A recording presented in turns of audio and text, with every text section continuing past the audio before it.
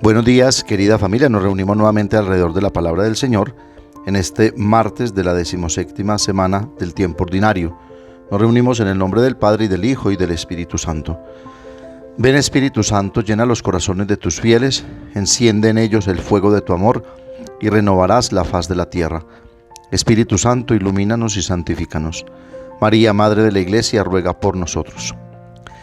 Lectura del profeta Jeremías, capítulo 14, versículos 17 al 22. Mis ojos se deshacen en lágrimas, día y noche no cesan, por la terrible desgracia de la doncella de mi pueblo, una herida de fuertes dolores. Salgo al campo, muertos a espada, entro en la ciudad, desfallecidos de hambre. Tanto el profeta como el sacerdote vagan sin sentido por el país. ¿Por qué has rechazado del todo a Judá? ¿Tiene asco tu garganta de Sión? ¿Por qué nos has herido sin remedio? Se espera la paz y no hay bienestar. Al tiempo de la cura sucede la turbación. Señor, reconocemos nuestra impiedad, la culpa de nuestros padres, porque pecamos contra ti. No nos rechaces por tu nombre, no desprestigies tu trono glorioso. Recuerda y no rompas tu alianza con nosotros.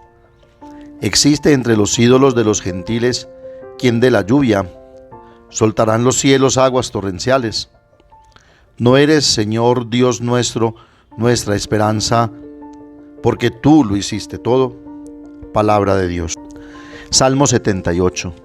Líbranos, Señor, por el honor de tu nombre. No recuerdes contra nosotros las culpas de nuestros padres, que tu compasión nos alcance pronto, pues estamos agotados. Socórrenos, Dios Salvador nuestro, por el honor de tu nombre.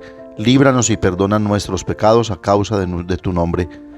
Llegue a tu presencia el gemido del cautivo, con tu brazo poderoso salva a los condenados a muerte.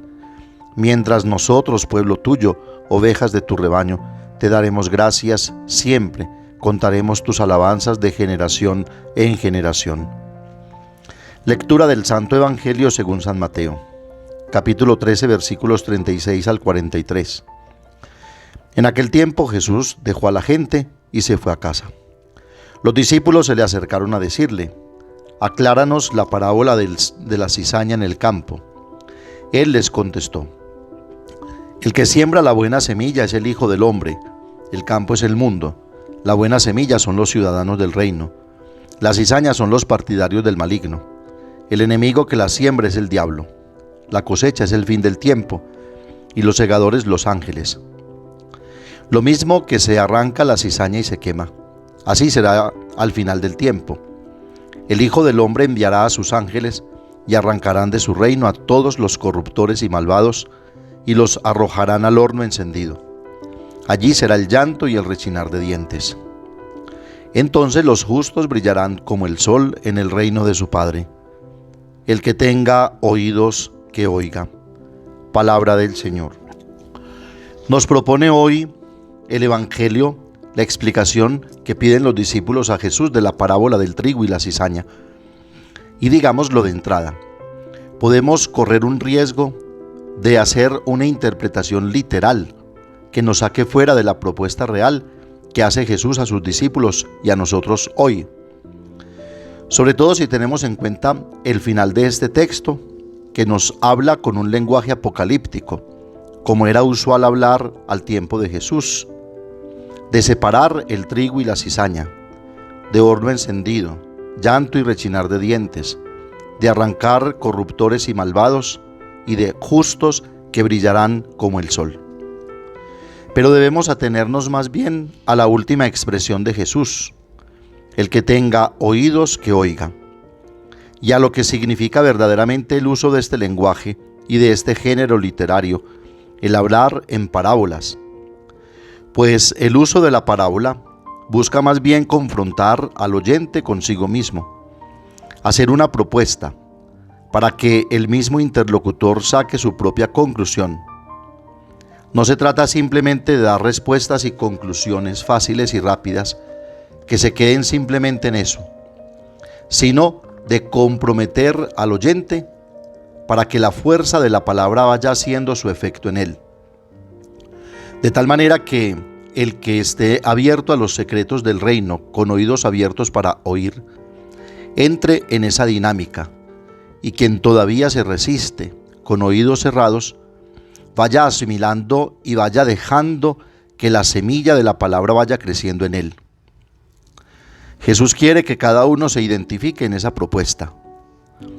Cada uno extrae de la parábola la enseñanza moral para su vida y el compromiso con los demás.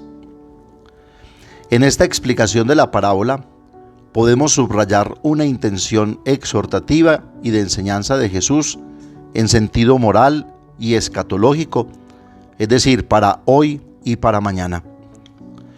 Los cristianos de la Iglesia son invitados a ser hijos del reino, y para esto debemos saber elegir entre el bien y el mal. Quien elige el bien tiene una recompensa, harán parte del reino. Quienes eligen el mal tendrán un castigo, serán excluidos del reino.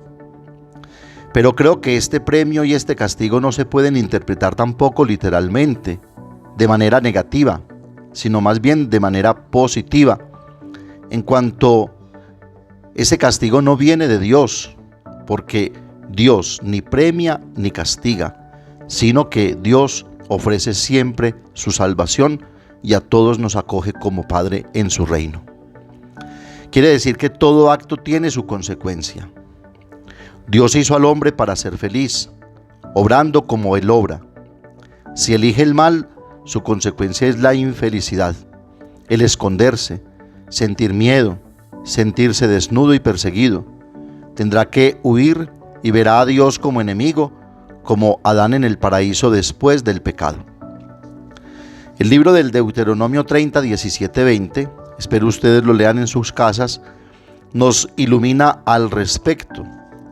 Si desviamos el corazón eligiendo el mal, pereceremos y seremos infelices. Si elegimos el bien, amando a Yahvé y sus mandamientos, seremos felices y tendremos la vida eterna, en cuanto que Dios reina aquí y ahora en mí y en los demás. Se trata entonces de saber elegir, ser felices aquí y eternamente, porque al final, y este es el mensaje esperanzador, los ángeles separarán el trigo que representa el bien y la cizaña que representa el mal. Bien y mal que hay y conviven en cada uno de nosotros.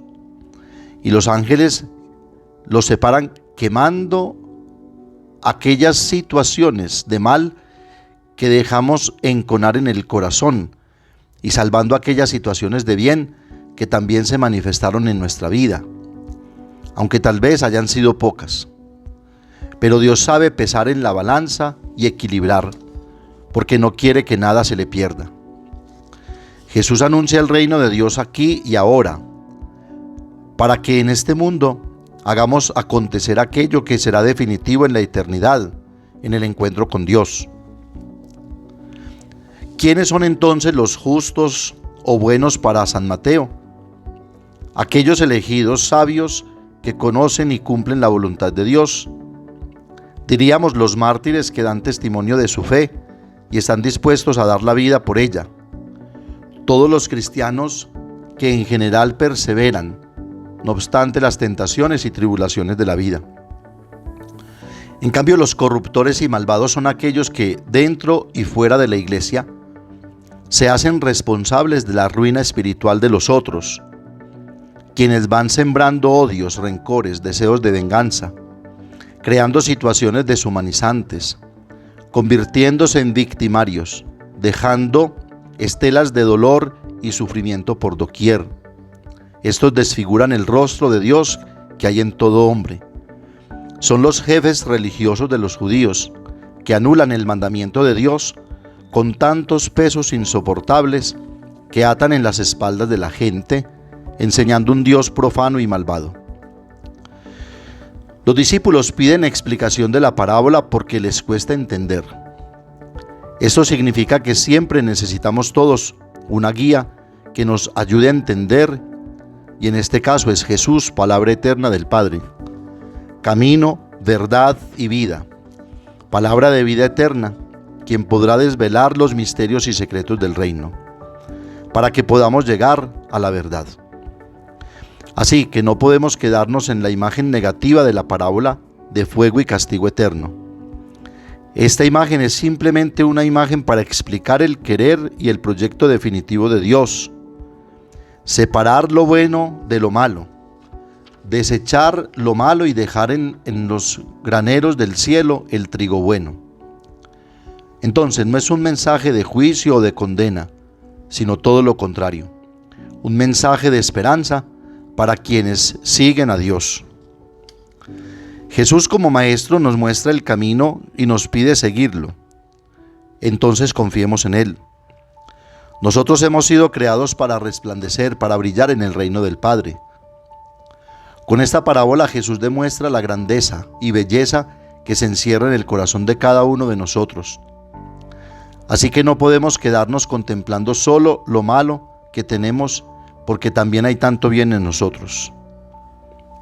Pedir la explicación significa que se descubre que solo hay una sabiduría que puede revelar en la intimidad de la casa y en la escucha de la palabra, como comienza precisamente el Evangelio. Debemos ser conscientes que en el mundo hay siempre quienes obran el mal y otros que se dejan llevar por la propuesta del reino, o más bien, que en algunos momentos todos obramos mal, como la cizaña, y en otros momentos obramos bien, como el trigo, y que necesitaremos de los ángeles, el fuego del Espíritu Santo que queme eso malo para que quede solo lo bueno y pueda eso bueno entrar en Dios. Jesús quiere que cada uno tome conciencia de esto y se someta a un juicio permanente para sacar a la luz la realidad que se esconde en nuestros actos y así podamos elegir bien, porque siempre habrá una palabra que nos confronta, una conciencia que nos acusa y una decisión que tomar. De ahí que el juicio no viene de Dios, sino de nuestros actos, porque Dios es siempre misericordioso, lento a la cólera y rico en piedad. Si hago el bien, estoy en paz. Si hago el mal, no tengo paz, porque aquello que hago se convierte en una sombra que me persigue. Así lo dice el Salmo 4, 5, 9. En paz me acuesto y enseguida me duermo, porque tú, Señor, me haces vivir tranquilo. Invitación de este Evangelio: buscar siempre la belleza que hay en el corazón, hacer resplandecer las buenas obras, unirnos a la verdad, aunque ésta en tantos momentos nos incomode. Hemos sido hechos a imagen y semejanza de Dios para resplandecer en su reino con la fuerza del Espíritu Santo que se nos ha dado. La Santísima Virgen María nos ayude a elegir el bien, rechazar el mal y brillar con las buenas obras en el reino del Padre. Amén. Padre nuestro que estás en el cielo, santificado sea tu nombre. Venga a nosotros tu reino, hágase tu voluntad en la tierra como en el cielo. Danos hoy nuestro pan de cada día, perdona nuestras ofensas, como también nosotros perdonamos a los que nos ofenden. No nos dejes caer en la tentación y líbranos del mal. María, Madre de la Iglesia, ruega por nosotros. El Señor nos bendiga, nos guarde de todo mal y nos lleve a la vida eterna. Oración por las intenciones del Sínodo, por una Iglesia en comunión, participación y misión. Estamos ante ti, Espíritu Santo, reunidos en tu nombre. Tú que eres nuestro verdadero consejero, ven a nosotros, apóyanos, entra en nuestros corazones. Enséñanos el camino, muéstranos cómo alcanzar la meta. Impide que perdamos el rumbo como personas débiles y pecadoras. No permitas que la ignorancia nos lleve por falsos caminos. Concédenos el don del discernimiento para que no dejemos que nuestras acciones se guíen por prejuicios y falsas consideraciones. Condúcenos la unidad en ti para que no nos desviemos del camino de la verdad y la justicia, sino que en nuestro peregrinaje terrenal nos esforcemos por alcanzar la vida eterna. Esto te lo pedimos a ti que obras en todo tiempo y lugar, en comunión con el Padre y el Hijo, por los siglos de los siglos. Amén. El Señor esté con ustedes, y la bendición de Dios Todopoderoso, Padre, Hijo y Espíritu Santo, descienda sobre ustedes y los acompañe siempre. Que tengan un feliz día y recuerden que los padres de la parroquia los queremos mucho.